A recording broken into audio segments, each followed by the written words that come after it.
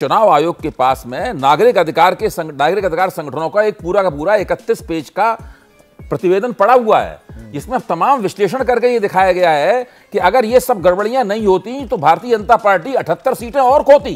क्यूस गांव को पूरी इच्छा शक्ति के साथ एक बार वोट डालने दीजिए, आपको पता लग जाएगा कि क्या गड़बड़ इस पूरी व्यवस्था में है। क्यों सिर्फ भारतीय जनता पार्टी को, मतलब सिर्फ बीजेपी को ही शिकायत नहीं है, एकमात्र राजनीतिक दल है जो सत्ताधारी दल है। कथा सुननी है।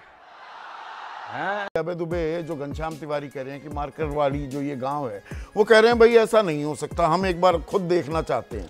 तो 8-10% जगहों पर क्या ये एक मॉडल हो सकता है, या ये तो और संदेह पैदा होगा। ये रायता जो फैला हुआ है ये तो बिल्कुल और ऐसा फैल जाएगा, समेटना मुश्किल हो जाएगा। अगर मार्करवाड़ी को एक पायलट प्रोजेक्ट के तौर पे लिया जाए तो ईवीएम वाली व्यवस्था का पूरी तरीके से कबाड़ा हो जाएगा। नंबर 1, इसको हटना ही पड़ेगा ईवीएम वाली व्यवस्था को, मेरा ये मानना है। दूसरी बात, मैं आरोपों पे नहीं जा रहा, आरोप तो किसी मानसिकता से लगाए जा सकते हैं। जो घटित हो रहा है उसकी समीक्षा करने पर बड़ी गड़बड़ बातें सामने आती।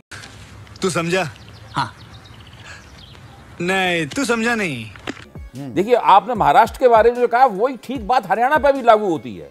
मैं तमाम मंचों पे इस बात को कह चुका हूं, मेरे पास आंकड़े भी हैं। हरियाणा में भी 5 बजे शाम को जो वोट पड़ा, फिर उस वोट को 7 बजे शाम को जो ये आपकी बात में ही सुर मिला रहे हैं। तनुज रावल है हमारे दर्शक, गुलाबी नगरी जयपुर से, कह रहे हैं कि वोटिंग खत्म होने के बाद जो आंकड़े आते हैं वो रातों रात होते होते बदल कैसे जाते हैं। हरियाणा में रात बदले हैं, और लोकसभा में तो 4-4, 5-5 रातों बाद भी आंकड़े बदले। मैं ये कह रहा हूं कि 7 बजे वोट पड़ा, वो चुनाव आयोग ने बताया, वो उनकी वेबसाइट पे मौजूद है। फिर उसके पौने 4 घंटे बाद 11:15 बजे फिर वोट प्रतिशत बढ़ाया गया। उसके बाद में मतगणना के 1 दिन पहले फिर वोट प्रतिशत बढ़ाया गया, 3 दिन बाद। ये क्यों हुआ? पता है ना आप सबको? नहीं पता है? कहां पता है? हाथ ऊपर करो, किसको पता है?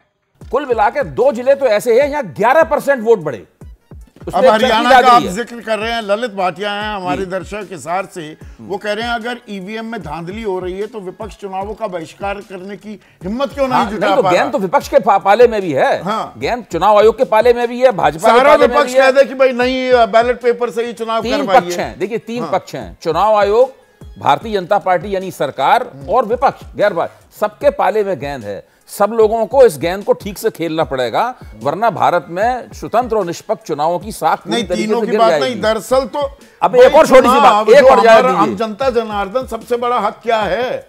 हम सरकार तय करते हैं वोट के जरिए। बिल्कुल ठीक बात। एक और छोटी सी बात कहते हैं, ये बात नहीं है कि लोकसभा में भाजपा ने बहुमत खोया तो विपक्ष ने कुछ नहीं कहा, ऐसी बात नहीं है। चुनाव आयोग के पास में नागरिक अधिकार संगठनों का एक पूरा का पूरा 31 पेज का प्रतिवेदन पड़ा हुआ है, जिसमें तमाम विश्लेषण करके ये दिखाया गया है कि अगर ये सब गड़बड़ियां नहीं होती तो भारतीय जनता पार्टी 78 सीटें और खोती। जोर जोर से बोल के लोगों को स्कीमें बता दे। जितनी खोई हैं उस 78 सीटें और बेशी खोती भारतीय जनता पार्टी। ये उन्होंने साबित किया, चुनाव आयोग ने आज तक उसका जवाब नहीं दिया। आप ये बात तो मानेंगे, और आदेश आपकी भी मैं राय जानना चाहूंगा। देखिए, कंस्पिरेसी थियरी सुनने में बहुत सारी बातें लगती है कि हाँ भाई ये संयोग था, प्रयोग था, ये कैसे हो गया। वो मन में सवाल तो हैं, इन सवालों का सही जवाब निराकरण कभी हो पाएगा क्या? सुप्रीम कोर्ट में याचिकाएं जाती हैं, सुप्रीम कोर्ट कहता है कि नहीं ये सवाल बेईमानी है। चुनाव आयोग, जो आपने पहले भी कहा, जितना जवाब देना होता है वो उतना ही देता है। और हम क्या कर रहे हैं? मुझे गुस्सा आता है। देखिए, मेरा ऐसा मानना है इसमें कि कांग्रेस पार्टी को एक पहल करनी पड़ेगी। वो पहल इस बात की करनी पड़ेगी कि कांग्रेस पार्टी को इस बात की शक है कि पूरा जो सिस्टम इलेक्शन कमीशन का वो कैप्चर्ड है, उसमें कहीं ना कहीं धांधली है। तो अब उनको शुरुआत इस बात की करनी पड़ेगी कि वो आगे बढ़ें, सबसे बड़ी पार्टी है देश की, सबसे पुरानी पार्टी है, या तो वो प्रमाण लेके आए कि देखिए ये हमारे पास सबूत है और यहाँ पे इस तरीके की रिगिंग हो सकती है। सबूत की बात पर एक सवाल पूछा है, 1 सेकंड आदेश, या फिर वो अभय दुबे, ये सवाल आपके लिए है, कांग्रेस वाले अभय दुबे के लिए। अचल श्रीवास्तव हैं, दिल्ली वासी हैं हमारे दर्शक, वो कह रहे हैं अभय, जब चुनाव आयोग ने ईवीएम हैक कर दिखाने का न्योता दिया तो कोई दल क्यों नहीं गया था? आप क्यों नहीं गए? हैक करके दिखा दीजिए, खत्म करिए राड़ा।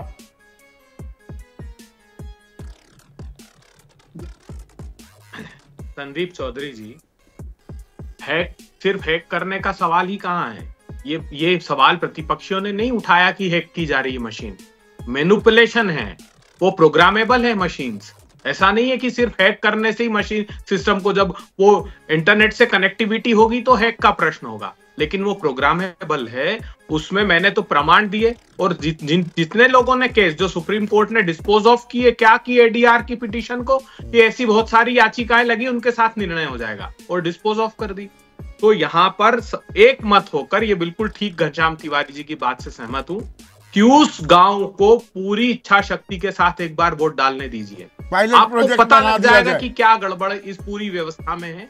क्यों सिर्फ भारतीय जनता पार्टी को, मतलब सिर्फ बीजेपी को ही शिकायत नहीं है, एकमात्र राजनीतिक दल है जो सत्ताधारी दल है, समझ रहे हो, समझ रहे हो ना, जिनको ये शिकायत नहीं कि 11-11 दिन बाद वोट परसेंटेज अपडेट कर रहे हो, 10-10% वोट कैसे बढ़ रहा है। चिंता तो सबको होनी चाहिए ना, उन्हीं को क्यों नहीं है इस बात की चिंता? ठीक है, 20 सेकंड में जवाब चाहूंगा। आदेश रावल, जो आप बात कर रहे थे, विपक्ष आपको लगता है जो इनको आगे बढ़कर या तो जिम्मेदारी लेनी होगी, कुछ कदम उठाने होंगे, या कुछ हल भी निकलेगा, या ये ऐसे ही आरोप प्रत्यारोप?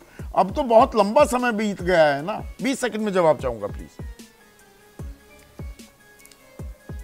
देखिए, मैं ये कह रहा था कि सबसे पहले तो कांग्रेस पार्टी को शुरुआत करनी पड़ेगी। उनको ये मानना पड़ेगा कि हाँ, हमारे यहाँ पे दिक्कत है, सिस्टम में दिक्कत है, और हम इस चुनाव में, दिल्ली चुनाव में हम चुनाव नहीं लड़ेंगे तो सिर्फ बैलेट पेपर से लड़ेंगे। मैं ये मानता हूँ कि शुरुआत में उनको समर्थन नहीं मिलेगा, लेकिन आखिर में जहाँ जहाँ ऐसे नतीजे आएंगे तो इनको इनके एलाइज का साथ मिलता चला जाएगा। अदरवाइज ऐसे ही आरोप प्रत्यारोप लगाते रहेंगे। आज चुनाव आयोग ने बुलाया था, उन्होंने इनकी बात मानने से इनकार कर दिया, तो साफ है कि ये बहस ऐसे ही चलेगी।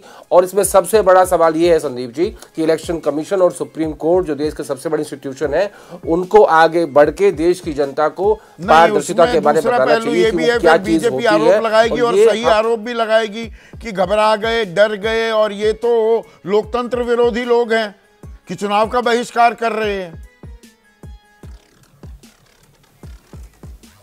फिर और क्या रास्ता है? प्रमाण दीजिए या बहिष्कार कीजिए, तो दूसरा रास्ता कहाँ है? प्रमाण भी दिया जाएगा क्या? जब आप अपनी जीत को सेलिब्रेट करते हो ईवीएम। बोलिए, खत्म कीजिए बात को। मैं वही बात बोल रहा हूँ, प्रमाण आज दिए गए थे, चुनाव आयोग ने वो मानने से इनकार कर दिया। जो प्रमाण आज दिए थे महाराष्ट्र कांग्रेस के अध्यक्ष नाना पटोले ने, और जो बाकी डेलीगेशन गया था अभिषेक मनु सिंघवी के साथ में, उन्होंने प्रमाण दिए थे। उन्होंने कहा कि नहीं, ऐसा कुछ नहीं है, तो इलेक्शन कमीशन ने उसे मानने से इनकार कर दिया। हम गोल गोल घूमते रहेंगे? क्योंकि दरअसल लोकतंत्र की जो नींव होती है, मजबूती जो होती है, उसका पैमाना दरअसल वोट है, वो हमारी ताकत। जनता जनार्दन जो हमें कहते हैं 5 साल में एक बार आते हैं नेता, तो यह हमें चुन दो, और वो हमारी वोट के बिना हो नहीं सकता। इस वोट का इस्तेमाल जो हमने किया है अपने प्रतिनिधि चुनने के लिए, जिसके लिए किया, उसी की तरफ जा रहा है कि नहीं, यही तो सबसे बड़ा पैमाना है। और इसमें शक की गुंजाइश तो कतई नहीं होनी चाहिए, पर ये दूर कौन करेगा या दूर होगी भी क्या? हद हो गई।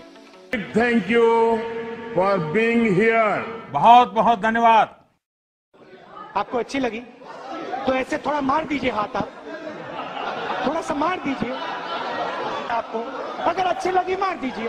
करो ना भाई, क्यों नहीं कर रहे? परेशान हो गए हम लोग 2.5 साल से, ये भी परेशान हो गए, हम भी परेशान हो गए, करो फिर।